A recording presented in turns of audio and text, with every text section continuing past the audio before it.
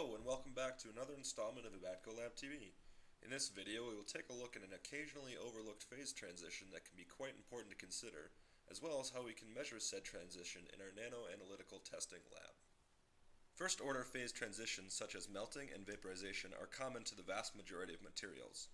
There are some materials that also undergo second order transitions. An important second order transition to consider when dealing with amorphous materials is the glass transition temperature. This is the temperature where the material goes from being hard and brittle to soft and flexible. This is obviously important if you wish to use the amorphous material, such as a polymer, as a structural component. Unfortunately for the up-and-coming thermal analyst, the glass transition cannot be listed as a single temperature, as it depends on the definition in use and the method of measurement. Some common definitions are 1. The temperature where the material suddenly loses mechanical strength. 2. The temperature where the specific heat capacity shows a step change, or 3. The temperature where the material exhibits increased thermal expansion. Fortunately for us, using dynamic mechanical analysis, we can get a range of temperatures if we know what characteristic signals to look for. To investigate the glass transition temperature of a material, we generally put it through a run that ramps up the temperature from ambient to a set degree, while applying a sinusoidal force to the sample with a set displacement amplitude.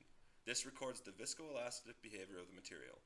Through this, we can record the storage modulus, the loss modulus, and the damping coefficient, often called tan delta. Here we see the dual cantilever clamp being loaded with a rectangular sample of polycarb of known dimensions. There are many other clamps available for use, including single cantilever, compression, three-point bending, and tension, but the dual cantilever is the most useful for a test with a sample of this geometry. You can see the two fixed portions of the clamp grab the ends of the sample, while the moving clamp attaches to the middle. This moving portion of the clamp is what will be applying the sinusoidal force.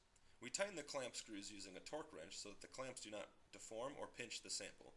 Polycarb is fairly rigid, so we can use around 5 to 7 inch-pounds. For softer samples, we step this back, and for harder samples, obviously we can apply more.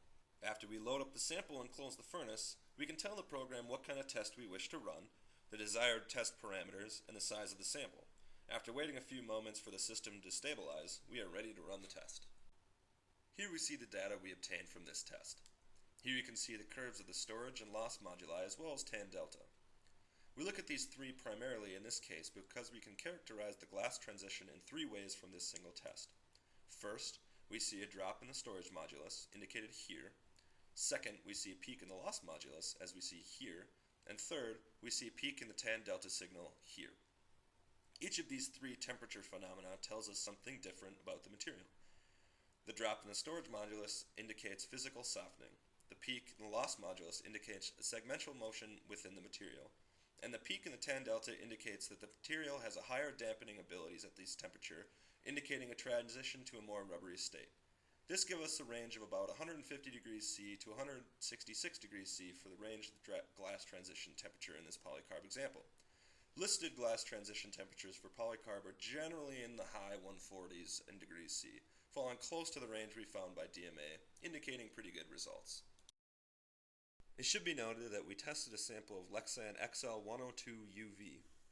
This particular polycarb has a proprietary surface treatment to protect from UV damage. It is possible that this is the reason for the small shoulders that we see here in the loss modulus signal, and possibly explains the slightly higher value for TG. It's important to note that the glass transition is strongly dependent on not only the temperature, but also the frequency applied, due to the fact that the properties of polymers tend to be strongly time dependent. We did this test at 10 Hz. We reran the test at 1 Hz, and we can see that the results obtained were slightly different. Here we see the curves for loss modulus for both our tests, 10 Hz in red and 1 Hz in blue. In these curves, it becomes obvious that the peak of the loss modulus is located at a lower temperature for the 1 Hz run. We see a similar shift in the tan delta signal seen in this plot here.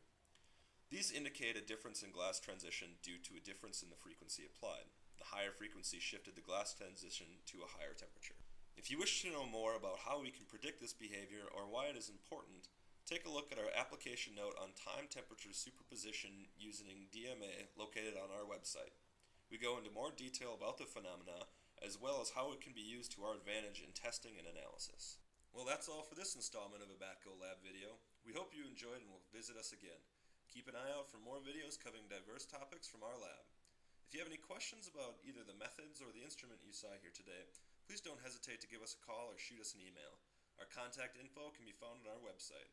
And as always, if you're interested in nanomechanical and surface characterization lab services or consultation, please give us a call. We'd love to hear from you.